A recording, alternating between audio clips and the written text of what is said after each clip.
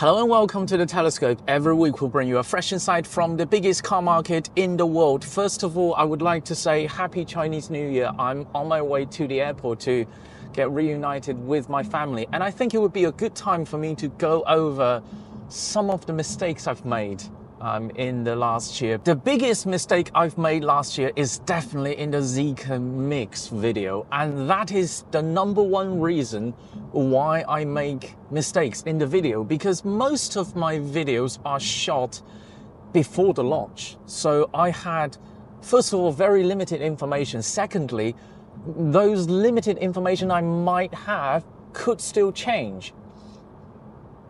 I said repeatedly in the Zeekr mix video that there's gonna be a fixed version. And if you don't want all of these rotating seats and all of these things that moves on the inside of the cabin, then you can choose not to have it. If you remember, the Zeekr mix has the rotating and sliding and moving center consoles. And I said repeatedly in the video, there's gonna be a fixed version with everything fixed in place. And in the end, you might have noticed, Zeekr didn't release that version. So why was I so confident about that version? Well, because I've seen it and I've sat in it. Because about 5-6 months before the launch, it must be springtime last year, Zeekr invited us to the factory at a closed-door event, preview event. We can't, all of our phones are confiscated. We have to put all the cameras away. It was just there to give them some feedback before the launch. And in that event, there is that fixed version. The seat just always facing forward and the back seats are not on rails. They cannot slide forwards and backwards. There is that version. They showed us. So I naturally assume that is going to be the entry-level model. But Zeekr in the end didn't release it. I've heard some people say if the seat in the Zeekr mix all become fixed in place, it's just a box standard usual car. What's the point of buying that car?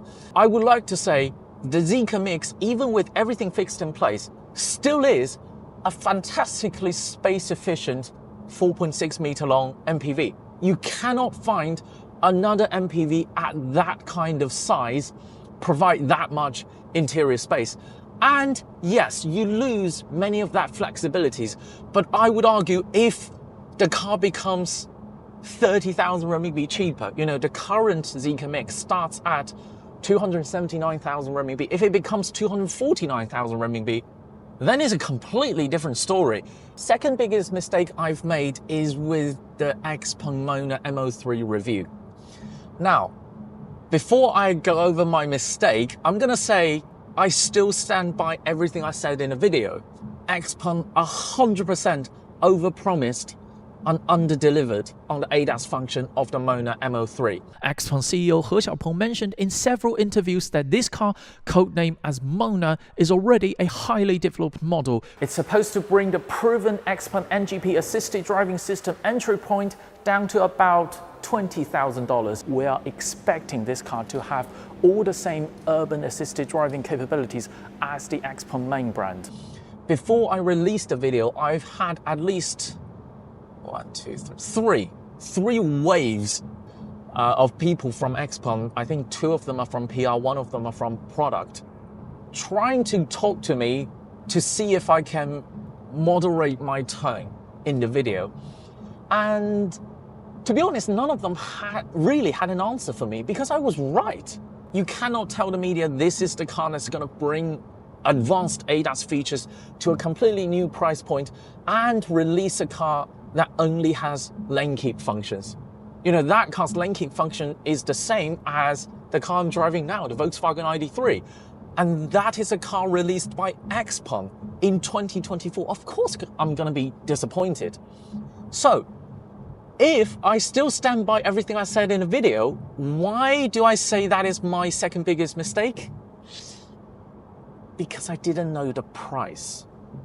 When XPeng released the price at the launch, I was at the launch, I suddenly realized everything else, the lack of ADAS functions becomes totally irrelevant because the MONA M03 is so cheap. It's not just cheap by XPeng standards, it is the cheapest battery electric saloon at 500 and 620 kilometers CLTC range, period. It's even cheaper than BYD's offering with that kind of range. So at that price point, it is ridiculous to ask for any kind of advanced ADAS features. And sure enough, MONA M03 completely turned XPeng around. They can do no wrong at this point. But if you watch my MONA M03 video, which was shot before the launch, before the price announcement, you would be surprised because it is one of my more negative reviews. Because without XPeng's self-driving XNGP, this now competes with a lot of cars that have independent rear suspension, that has a heat pump, that has a central armrest, all of the things that this car doesn't have. And you give up all of that just to gain a better infotainment? This doesn't add up. Congratulations XPeng on such an explosive model. The M03 is selling very well at the moment. Third mistake, this is a relatively minor one, is in the Zeekr 009 review. With this facelifted Zeekr 009, they started offering single motor version. And you know, Zeekr's single motor still has 420 horsepower. So even in the materials I was given at the test drive event, they say the single motor version is going to be front wheel drive. And I just said, no way, no way the Zeekr is going to produce an MPV with 420 horsepower front wheel drive. It's just out of the question. So I changed in the subtitles for the car to be rear wheel drive single motor. You have 420 horsepower rear wheel drive. This car is 2.8 ton. You're going to have enough traction. And so did many other journalists at the test.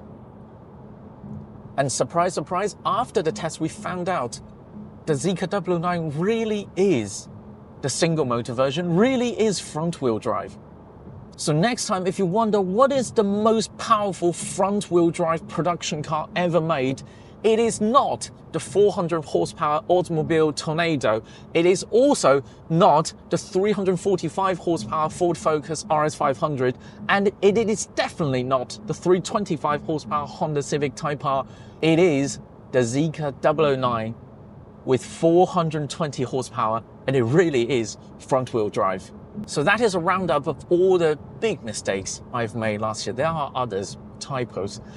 But this year, I'll try to do more shorter format videos. So next time, if I make a mistake like this, you could be better informed.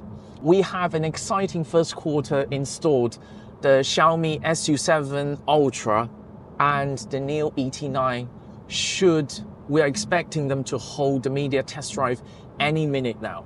That is all from the Telescope today. If you enjoyed this video, keep watching, keep subscribing. More videos coming along very soon.